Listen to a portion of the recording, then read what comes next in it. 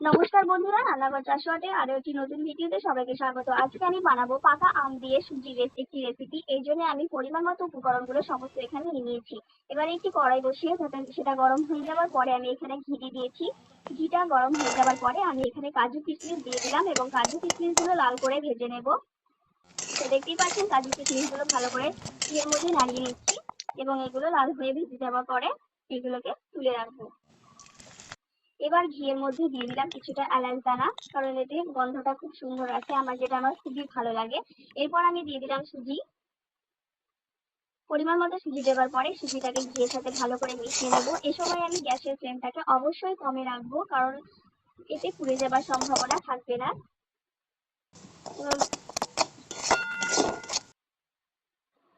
এবার আমি সুজিটাকে ভালো করে মিশিয়ে দিলাম। এবার আমি এর সঙ্গে চিনি এবং কিছুটা নুন অ্যাড করে দিলাম। আপনারা চাইলে চিনিটা পরেও অ্যাড করতে পারেন। দুধ দেওয়ার পরে আমি এখানে কিন্তু আগে দিয়ে দিয়েছি। আগে দিয়ে দিয়ে ঘিয়ের সাথে মিশিয়ে দিয়েছি, মিশিয়ে কিছুটা নেড়ে নিয়েছি। ভালোভাবে তো দেখতেই পাচ্ছেন চিনিটা ভালোভাবে এর সঙ্গে মিশে গেছে এবং আমার ঘিটা প্রায় ভাজা হয়ে গেছে। এবার আমি এতে কিছুটা পরিমাণে দুধ দিয়ে দেব।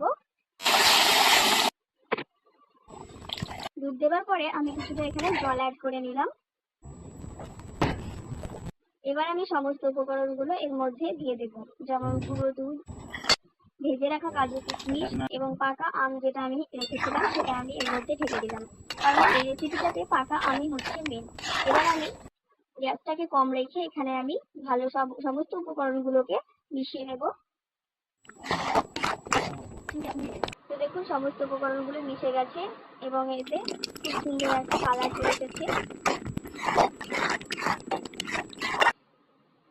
এটা প্রায় হওয়ার মধ্যে, এটাকে খুব ভালো করে নেড়ে নিতে হবে, কারণ এতে লেগে যাওয়ার সম্ভাবনা থাকবে না। গ্যাসটাকেও একদম কমিয়ে রাখতে হবে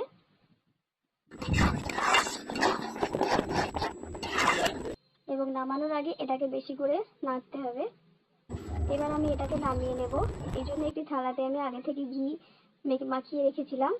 দেখুন এটা ঠান্ডা হওয়ার পরে এতে আমি বাদাম ছড়িয়ে দিয়েছি উপর থেকে। কি সুন্দর একটা কালার এবং দেখতেও খুব সুন্দর এসছে। এবার এটা খাওয়ার জন্য রেডি। ভিডিওটি ভালো লাগলে আপনারা রেসিপিটা অবশ্যই ট্রাই করতে পারেন। ভালো লাগলে অবশ্যই সাবস্ক্রাইব করে পাশে থাকবেন। ধন্যবাদ।